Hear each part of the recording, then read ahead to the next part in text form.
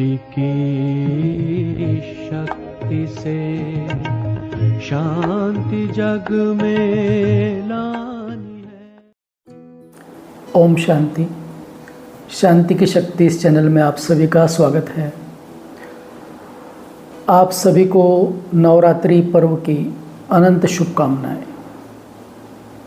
सनातन धर्म के अंदर अनेक त्यौहार मनाए जाते हैं जो हमारे जीवन के अंदर भावना को, श्रद्धा को वृद्धिंगत करते हैं।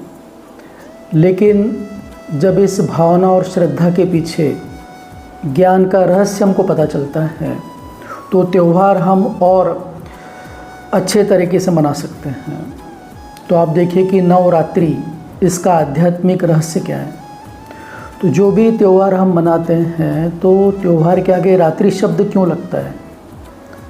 आप देखिए कि शिवरात्रि मनाते हैं, उसके पश्चात होलिका दहन करते हैं, वो भी रात्रि को है।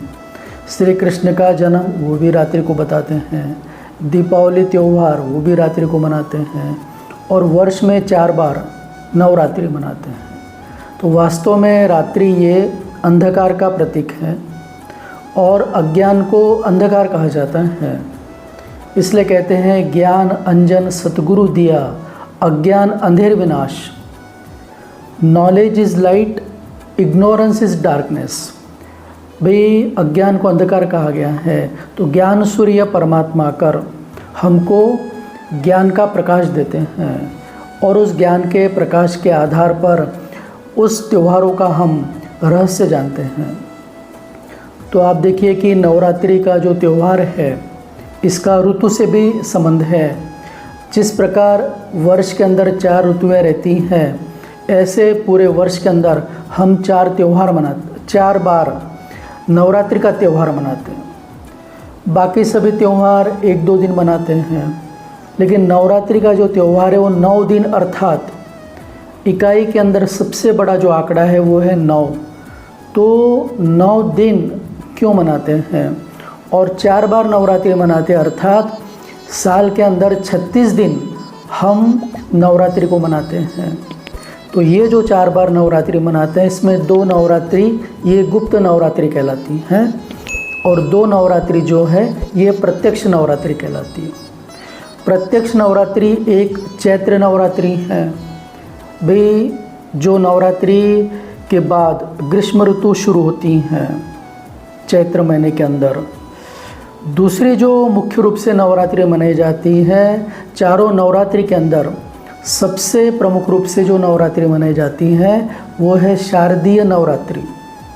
शारदीय नवरात्रि का अर्थ ये है कि इस नवरात्रि के बाद में शरद ऋतु का प्रारंभ होता है।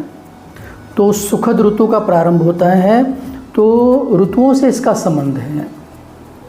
शिव परमात्मा ने शिव शक्तियों को, देवियों को योग की शक्ति के द्वारा आसुरी मनोवृत्ति के ऊपर विजय प्राप्त करने का ज्ञान दिया, योग शक्ति सिखाई। इसलिए आप देखिए कि ये ज्ञान का परिणाम क्या है। तो चैत्र नवरात्रि 9 दिन हम नवरात्रि मनाते हैं, तो 9वें दिन राम का जन्म होता है। राम का जन्म अर्थात योग शक्ति के द्वारा एक ऐसे दिव्य पुरुष का जन्म कि जो रावण का संहार कर सकता है। तो चैत्र नवरात्रि के 9वें दिन रामनवमी मनाते हैं। उसी प्रकार शारदीय नवरात्रि जो है इसके 10वें दिन रावण का वध होता है। तो आप देखो कि राम और रावण से ये नवरात्रि का क्या संबंध है। तो राम अर्थात अच्छाइयों का प्रतीक है, रावण अर्थात बुराइयों का प्रतीक है। तो योग तपस्या के द्वारा, योग अग्नि के द्वारा, ज्ञान की ज्वाला के द्वारा राम का जन्म और शारदीय नवरात्रि के अंत में विजयादशमी को रावण का दहन होता है। पुराणों में ऐसी मान्यता है कि ऋषि मुनि जब तपस्या करते थे, देवी देवता जब शुभ कार्य करते थे, तो असुर उनके शुभ कार्य में विघ्न डालते थे। तो उनमें एक बहुत बड़ा जो असुर था वो था महिषासुर।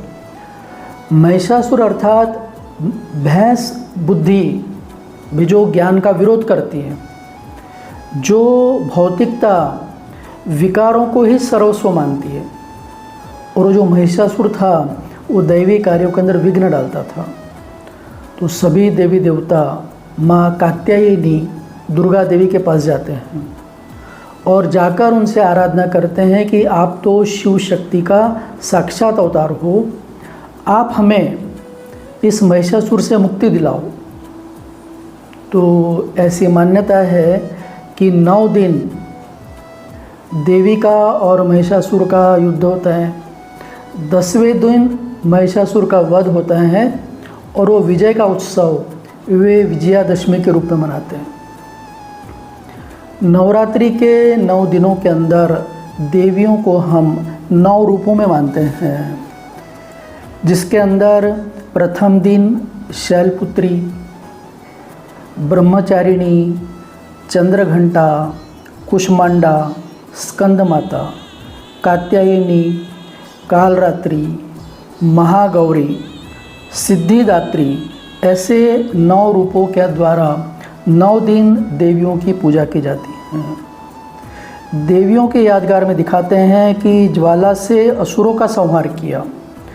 असुर कोई व्यक्ति नहीं है, आसुरी वृत्ति और आसुरी शक्ति है।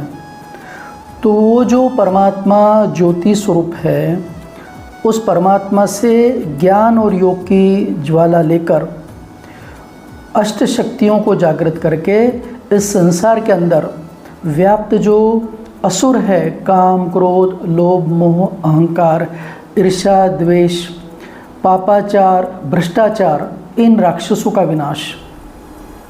नवरात्रि पर कलश की स्थापना करते हैं, जिसको कहते हैं घट स्थापना। तांबे के लोटे में जल और ऊपर नारियल रखते हैं। तो कलश अर्थात हमारे बुद्धि रूपी कलश के अंदर जब ज्ञान अमृत आता है तो हमारे विचार शुद्ध बनते हैं, और विचार शुद्ध बनने से हमारे संस्कार श्रेष्ठ बनते हैं।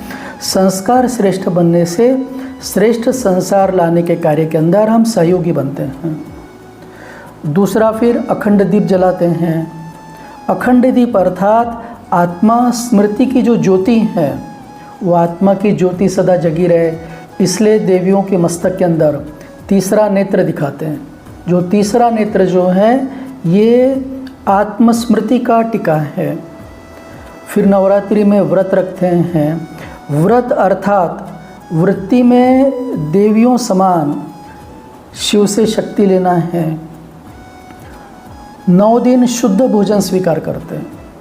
अब आप देखो कि 9 दिन ही देवियों की क्यों भक्ति करना है, 9 दिन ही शुद्ध भोजन क्यों स्वीकार करना है, 9 दिन ही ज्ञान अमृत का कलश बुद्धि में क्यों धारण करना है। वास्तव में सारा जीवन ही हमको ये साधना करनी होती है, लेकिन ये 9 दिन हम विशेष रूप से प्रयास करते हैं। भारतीय सभ्यता और संस्कृति त्योहारों में झलकती हैं। नवरात्रि अर्थात अज्ञान अंधकार की रात्रि में ज्ञान सूर्य परमात्मा नारी शक्ति मातृशक्ति में अष्ट शक्तियाँ जागृत करते हैं, जिससे वे काम क्रोध रूपी आसुरी शक्तियों का संहार करती हैं। नवरात्रि के प्रथम 3 दिन माँ दुर्गा की आराधना की जाती है। तो माँ दुर्गा अर्थात शक्ति की आराधना की जाती है। वे आत्मा के अंदर समाने की शक्ति, सहन शक्ति, निर्णय शक्ति, सामना करने की शक्ति। उसके पश्चात 3 दिन माता लक्ष्मी की आराधना की जाती है। तो आत्मा में शक्ति भरने के बाद में माता लक्ष्मी जो है ये ज्ञान धन का प्रतीक है। भी माता लक्ष्मी की आराधना अर्थात ज्ञान धन की आराधना। और अंत के 3 दिन माता सरस्वती के रूप में पूजा की जाती हैं, जो ज्ञान धन हमारे बुद्धि के अंदर विद्या के रूप में जागृत होता है।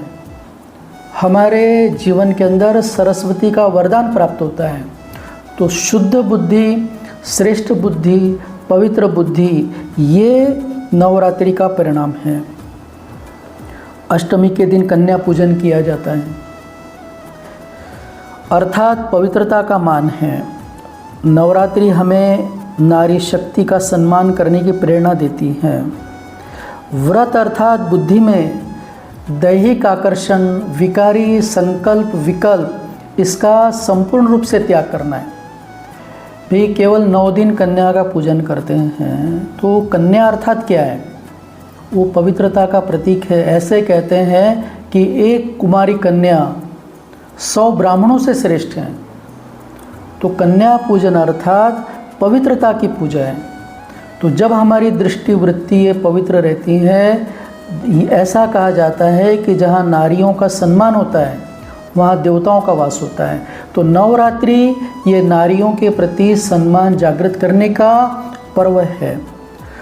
नवरात्रि के दिन के अंदर मंदिर सजाए जाते हैं, चारों ओर पंडाल सजते हैं, देवियों का गायन पूजन, देवियों का जयकारा, सारा देश ही भक्ति की भावना से ओतप्रेत हो जाता है। देवियों को हम माँ, माता कहकर पुकारते हैं। तो क्या सचमुच में हम नारी शक्ति को मातृशक्ति के रूप में देखते हैं? ये अपने आप से पूछने की बात है। उन्हें शिव शक्ति कहते हैं, तो हम कितनी शिव से शक्ति ले रहे हैं? देवी अर्थात अभय वरदान देने की मुद्रा में है। तो हमारे अंदर भी कितने दैवी संस्कार है। जब हम शिव से शक्ति लेंगे तभी हमारे अंदर का अहंकार रूपी महिषासुर खत्म होगा। हम किसी का बुरा न सोच, दुआएं देंगे तभी हमारे चित्त को चैन मिलेगा, मन प्रफुल्लित रहेगा। इन्होंने शिव से शक्ति ली तभी आसुरी संस्कारों का संहार किया। हम भी अपने जीवन के अंदर आत्म ज्योति को जागृत करें, योग शक्ति के द्वारा शिव से शक्ति ले। हमारे अंदर देहाभिमान रूपी, विकारों रूपी, जो अहंकार रूपी महिषासुर है, उसका योग शक्ति से विनाश करे। तो वर्तमान समय पुरुषोत्तम संगम युग पर स्वयं निराकार परमात्मा शिव, प्रजापिता ब्रह्मा और मातेश्वरी जगदम्बा सरस्वती जी, इनके माध्यम से नारी शक्ति के रूप में एक शिव शक्ति सेना तैयार करते हैं, जो बाल ब्रह्मचारिणी कुमारी कन्याएं शिव से शक्ति लेकर सभी मनुष्य मात्र के अंदर के जो विकार हैं उनको भस्म करने की प्रेरणा देती हैं, उनको अभय वरदान देती हैं। तो अगर हम अपने जीवन के अंदर आत्मा की ज्योति को जागृत करते हैं, बुद्धि में ज्ञान कलश स्थापित करते हैं और योग की शक्ति के द्वारा हमारे अंदर के विकारी संस्कारों को समाप्त करते हैं और हमारे सामने जो नारी शक्ति ब्रह्मचारिणी जो देवियां हैं, उन देवियों को अपना आदर्श मानकर उनके जीवन से प्रेरणा लेकर जब हम अपने जीवन को श्रेष्ठ बनाते हैं, तो नवरात्रि ये केवल 9 दिन का त्यौहार नहीं है, वर्ष के अंदर 36 दिन मनाने वाला त्यौहार नहीं है। ये हमारे संस्कार हो कि किस प्रकार आप देखिए कि शंकर जी ने तपस्या की तो उनके जटाओं से एक नारी का मस्तक बाहर निकलता है, जिसको कहते हैं ज्ञान गंगा। तो कलश परमात्मा माताओं के सिर पर रखते हैं, इसलिए कहा जाता है नारी तू नारायणी वंदे मातरम। तो हम जब नारियों के प्रति सम्मान रखते हैं और नारियां भी अपने अंदर सेल्फ रिस्पेक्ट जागृत करती हैं कि हम केवल नारी नहीं हैं, लेकिन हम शिव की शक्ति है। हमारा जो जीवन का लक्ष्य है न केवल बाल बच्चे संभालना है, परंतु हम विश्व कल्याणी हैं। तो इस समय नवरात्र के समय जब हमारे अंदर ये दैवी शक्तियाँ जागृत होती हैं, तो ही हमारे जीवन की सार्थकता है। तो इस प्रकार नवरात्रि जो है ये हमें नया मार्गदर्शन देने का पर्व है, हमारे जीवन के अंदर प्रेरणा धारण करने का पर्व है। तो आइए फिर से हम इस नवरात्रि के ऊपर सच्ची नवरात्रि अर्थात सत्य व्रत अपनाएं। केवल 9 दिन शुद्ध भोजन नहीं, लेकिन पूरा जीवन ही हम शुद्ध भोजन स्वीकार करें, हमारे मन के अंदर शुद्ध विचारों का भोजन स्वीकार करें, तभी हमारा जीवन सार्थक हो सकता है। ओम शांति।